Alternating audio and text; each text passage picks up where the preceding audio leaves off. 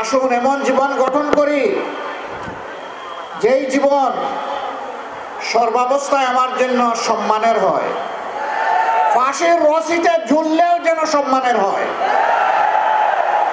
ফাঁসির পাতাটনের উপর দাঁড়ালেও যেন সম্মানের হয়, আবু সাইদের মতো বুক পেতে গুলি নিলে সেটাও যেন আনন্দের হয়। এমন জীবনই রাজনীতিবিদের জীবন হওয়া উচিত। আমি আল্লাহ রাব্বুল আলামিনের শুকরিয়া আদায় করছি, আজ থেকে ঠিক 1 বছর আগে এই লক্ষ্মীপুরের মাটিতে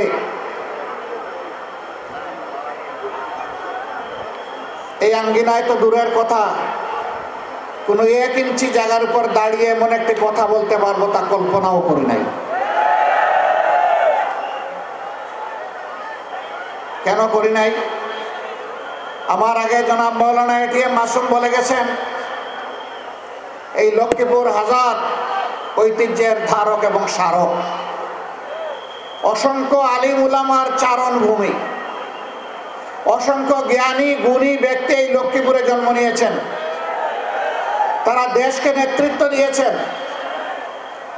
কিন্তু বাংলাদেশের স্বাধীনতার পর একটি গোষ্ঠী আমাদের প্রিয় লক্ষ্মীপুরকে সন্ত্রাসের জনপদে পরিণত করেছিল। বিশেষ করে একটি কুখ্যাত পরিবার, আপনারা সবাই তাদেরকে চিনেন, জানেন, আমার চাইতে বেশি চিনেন। এই সন্ত্রাসীরা আমার ভাই ডাক্তার ফয়েজ আহমদ, যাকে বলা হতো মানবিক চিকিৎসক, তাকে সহ অসংখ্য দেশপ্রেমিক মানুষকে তারা খুন করেছে। তবে যতদিন তারা ক্ষমতায় থাকে ততদিন তারা রাজা, আর যখন ক্ষমতা হারায় তখন তারা গর্তের ইঁদুর। এখন কি রাজার হালতে আছে তারা? এমন জীবনের প্রতি দীক্ষা, যেই জীবনে বাতাস পরিবর্তন হলে মানুষকে ইঁদুর বনে যেতে হয়।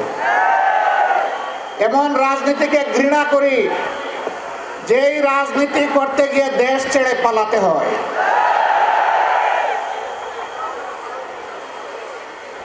আসুন এমন জীবন গঠন করি যেই জীবন সর্বাবস্থায় আমার জন্য সম্মানের হয়, ফাঁসির রশিতে ঝুললেও যেন সম্মানের হয়, ফাঁসির পাতাটনের উপর দাঁড়ালেও যেন সম্মানের হয়, আবু সাইদের মতো বুক পেতে গুলি নিলে সেটাও যেন আনন্দের হয়। এমন জীবনই রাজনীতিবিদের জীবন হওয়া উচিত। প্রিয় সম্মানিত ভাইরা, এই 24-এর পট পরিবর্তনে লক্ষ্মীপুর একদিন আগে স্বাধীন হয়েছে। লক্ষ্মীপুরবাসীকে মোবারকবাদ। বাংলাদেশ স্বাধীন হয়েছে 5 আগস্ট অথবা 36 জুলাই। আপনারা আল্লাহর পক্ষ থেকে স্বাধীনতা পেয়েছেন 4 আগস্ট, কিন্তু বিনামূল্যে নয়, অতি উঁচু মূল্যে।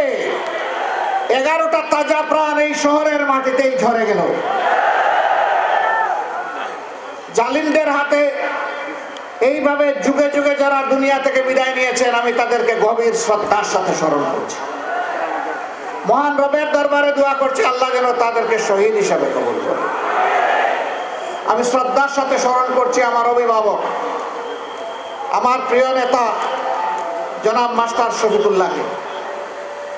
আমি স্মরণ করছি আমার সিনিয়র সহকর্মী জনাব অ্যাডভোকেট আবুল কাশেম।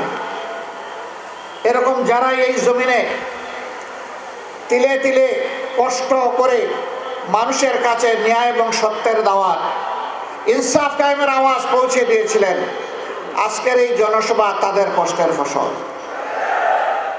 আল্লাহ তাআলা তাদের সকলকে ক্ষমা করুন। আল্লাহ তাআলা তাদেরকে অত্যন্ত উন্নত মর্যাদা দান করুন। তাদের স্বপ্নের বাংলাদেশ গড়ার জন্য আমাদেরকে আল্লাহ শক্তি দান করুন।